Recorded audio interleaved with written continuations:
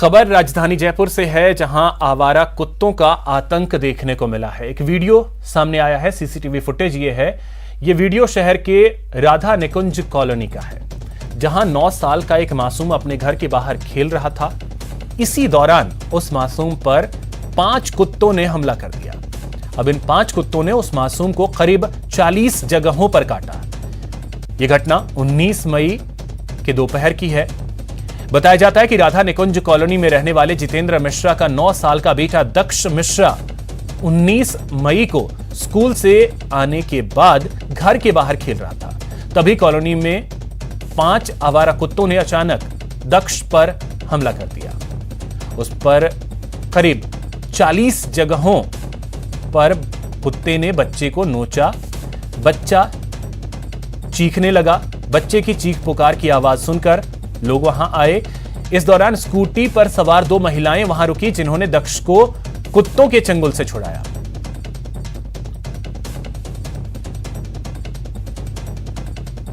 तो फिलहाल दक्ष का अस्पताल में इलाज चल रहा है, जिसे करीब 40 जगहों पर कुत्तों ने नोचा है।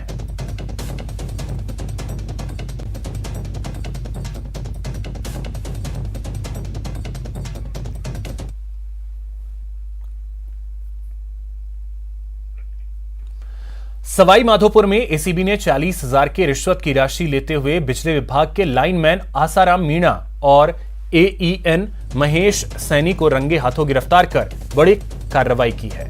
जानकारी के मुताबिक आवासन मंडल रोड पर परिवादी पवन शर्मा अपने मकान के रैंप के बीच से विद्युत पोल को शिफ्ट करवाना चाहता था, जिस पर उसने बिजली विभाग के अधिकारियों से वार्ता की, जिसके बाद लाइनमैन ने परिवादी से 40,000 की रिश्वत की राशि की मांग की।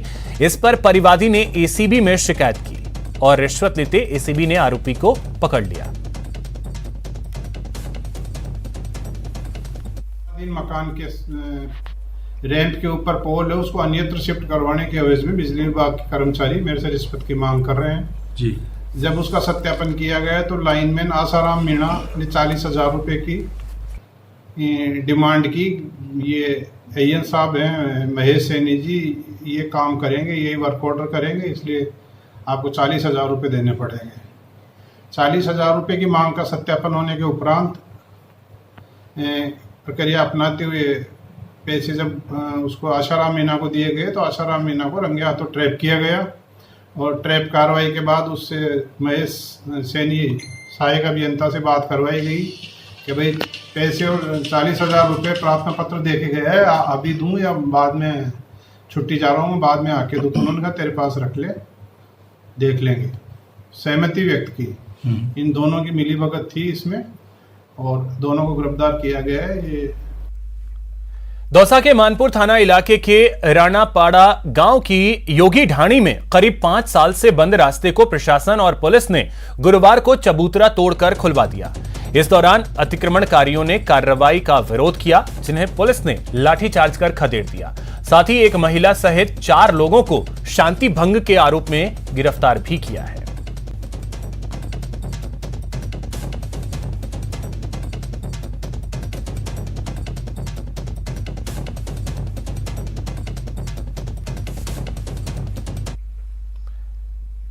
आम लोगों की सुरक्षा को देखते हुए कोटा के एरोड्रम चौराहे स्थित आकाश मॉल को सील कर दिया गया है। बताया जा रहा है कि मॉल के मालिकों और संचालकों की तरफ से लंबे समय से अग्निशमन विभाग की ओर से एनओसी नहीं ली गई। अग्निशमन विभाग की तरफ से कहा गया कि कोटा में 4 मॉल हैं, जिनमें से 3 मॉल संचालकों ने नियमानुसार आग से बचने के लिए उपकरण लगा लिए हैं, लेकिन आकाश मॉल ने अभी तक ये उपकरण नहीं लगाए, जिसकी वजह से इसे सील किया गया।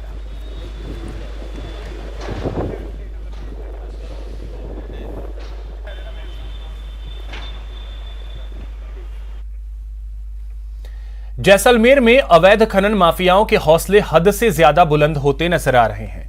यहां 15 मई से 1 महीने के लिए अवैध खनन के विरोध में खनन विभाग अभियान चला रहा है, तो दूसरी ओर यहां के जाजिया गांव में खनन माफिया अवैध खनन में लगे हुए हैं। जैसलमेरी पत्थर का खनन कर रहे हैं। यहां के लोगों का कहना है कि कागजों पर और दावों में अवैध खनन माफियाओं के खिलाफ कार्रवाई की बात तो की जाती है, लेकिन हकीकत कुछ और है।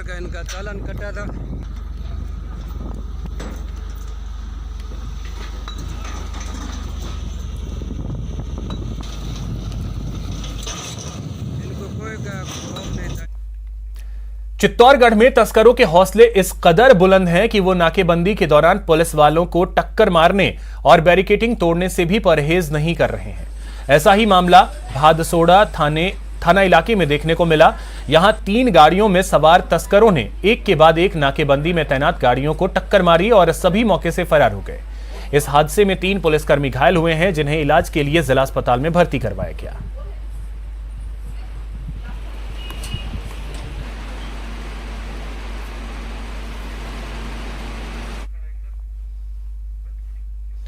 अलवर के NEB थाना क्षेत्र में पेड़ पर फांसी लगाकर पुलिस के हेड कांस्टेबल ने आत्महत्या कर ली।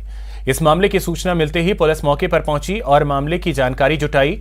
मौके पर पुलिस अधीक्षक तेजस्विनी गौतम भी पहुंची और घटनास्थल का मुआयना किया। उसके बाद हेड कांस्टेबल के शव को राजीव गांधी सामान्य अस्पताल की मोर्चरी में रखवाया गया, जहां हेड कांस्टेबल के शव का पोस्टमार्टम करवाकर शव परिजनों को सौंप दिया गया।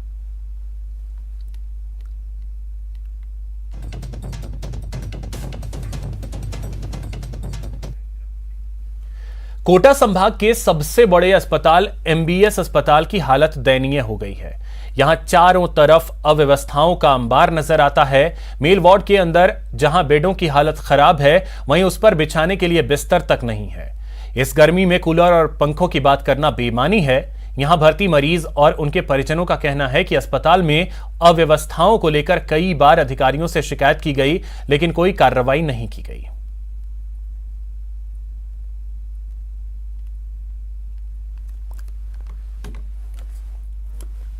तो यार रजाई गदेले है ही नहीं, तो कभी आते हैं चेंज करने वगैरह आते हैं, देने आते हैं? क्या मान में तो कल आए।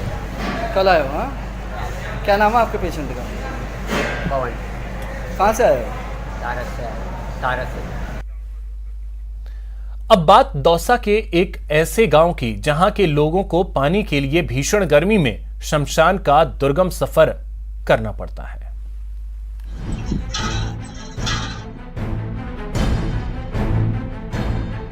पानी की एक एक बूंद के लिए तपते रेगिस्तान में भरी दोपहरिया में ये सफर और ये जतन देखकर कलेजा मुंह को आ जाता है। ये तस्वीरें दौसा के गोविंदपुरा गांव के बाहर की हैं। यूं तो पूरा दौसा पेयजल के संकट की मार झेल रहा है, लेकिन गोविंदपुरा में इसकी मार सबसे भयावह है। पीने के पानी के लिए 600 की आबादी वाले इस गांव में 2 ही साधन हैं। पहला गांव का स्कूल और दूसरा गांव के बाहर बियाबान में बना शमशान। स्कूल में पानी तभी मिलता है जब स्कूल का गेट खुला हो और बच्चों की पढ़ाई ना हो रही हो। स्कूल का गेट बंद तो पानी बंद, और बच्चों की पढ़ाई शुरू तो भी पानी बंद। ऐसे में यहाँ की औरतें गांव के बाहर शमशान की ओर दुर्गम सफर पर निकल पड़ती हैं। आधे घंटे के सफर के बाद ये शमशान पहुँचती हैं और फिर शुरू होती है इनकी भगीरथ तपस्या, क्योंकि शमशान में जो हैंडपंप है उससे साफ पानी निकालने में इन्हें घंटे भर का वक्त लग जाता है। खास बात यह है कि पानी के लिए यहाँ की औरतें और बच्चों को ऐसी भगीरथ तपस्या रोज करनी पड़ती है। भर में आया था 1-1.5 किलोमीटर से। 1-1.5 किलोमीटर। हाँ, रोजाना आओ तो? रोज ना दिन में 2 बार 3 बार आना पड़े थे। गर्मी के टाइम में पानी उठे थे। 1 किलोमीटर से पानी भरवाते हैं रोजाना। हाँ, तो रात को आते हैं 1-1.5 बजे, नहीं आता था न पानी, तो ये 1 घंटा तो नहीं तो कोई खाली नहीं चलावा करो, फिर 1-2 बाल्टी उन खराब काटो, और फिर वो खराब आओ बिल्कुल जिन तो ढोलांगा गंदान, और फिर पीड़ो पीड़ो सो आओगे ना तो फिर उन ले जाऊंगा, फिर छान और आया पीवा। वो समस्या है पानी की। पेयजल की समस्या के समाधान के सारे दावे और सारी योजनाएं यहाँ दम तोड़ती नजर आती हैं, और कुछ बचा रह जाता है तो वो है इन महिलाओं की अंतहीन परेशानी, जिसे सुनकर रोना भी आता है और लापरवाह सिस्टम के प्रति गुस्सा भी। 1 घंटा से पानी आओ, पानी को आओ दूर थोड़ा चलाओ तो फिर बचा आधा घंटा चलाओ, आधा घंटा थोड़ा सीधे चलाओ तो फिर 1 घंटा हम बाल्टी पर आ पानी को आओ, थोड़ा से चलाओ। पानी के लिए सालों से यहाँ के लोग यूं ही दुर्गम सफर कर रहे हैं और एक ही सवाल पूछ रहे हैं, इस सफर से उन्हें मुक्ति कब मिलेगी। न्यूज़ 18 राजस्थान के लिए दौसा से आशीष शर्मा की रिपोर्ट। प्रदेश के शिक्षा मंत्री बीडी कल्ला का चित्तौड़गढ़ में कांग्रेसी कार्यकर्ताओं के साथ साथ कई और संगठनों की ओर से शानदार स्वागत किया गया।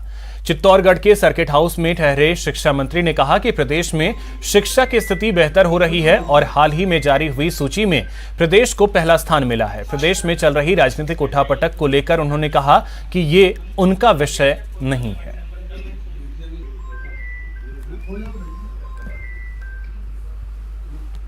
विद्यार्थी मित्र जो रेगुलरली काम कर रहे हैं और जो संविदा के आधार पर हैं, उनकी एक कमेटी मेरी अध्यक्षता में माननीय मुख्यमंत्री जी ने बनाई हुई है। उस संविदा कमेटी में हम लोगों ने कई लोगों से बातचीत करके हमारी 9 से अधिक मीटिंग हो चुकी है। क्योंकि उसकी रिपोर्ट गुप्त है, पहले कैबिनेट में जाएगी और कैबिनेट उसको अप्रूव करेगी।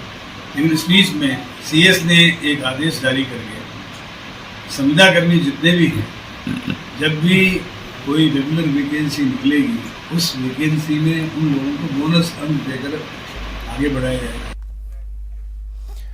CSIR पिलानी के वैज्ञानिकों ने कैंसर के इलाज में इस्तेमाल होने वाली मैग्नेट्रॉन तकनीक विकसित करने में सफलता हासिल कर ली है।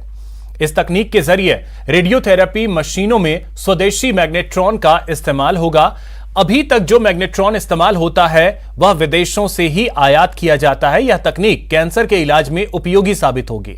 इस टेक्नोलॉजी की मदद से कैंसर के इलाज में उपयोगी रेडियोथेरेपी मशीनों का निर्माण किया जाएगा।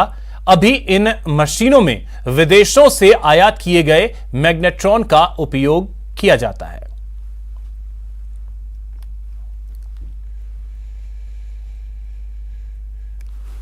हाल ही में CSIR सीरी ने एक 2.6 megawatt yes band tunable pulse magnetron की टेक्नोलॉजी विकसित की है, जिसका technical know how messrs Panacea technologies private limited Bengaluru के साथ साझा किया गया था और अब इसका देश में ही पूरी तरह से विकसित और कमर्शलाइजेशन करने के लिए एक MOU messrs Panacea technology private limited Bengaluru और टेक्नोलॉजी डेवलपमेंट बोर्ड TDB-DST के साथ साइन हुआ है। सभी चाहते हैं कि अपना सपनों का घर हो। इसके लिए आपको कुछ बातों को ध्यान में रखना जरूरी है। आइए जानते हैं ऐसी ही कुछ बातें।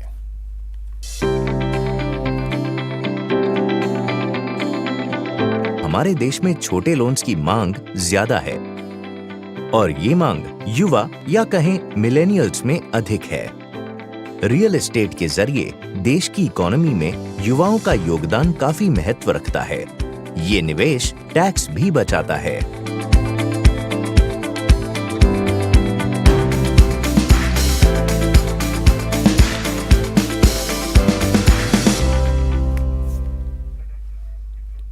फिलहाल इस बुलेटिन में इतना ही। नमस्कार।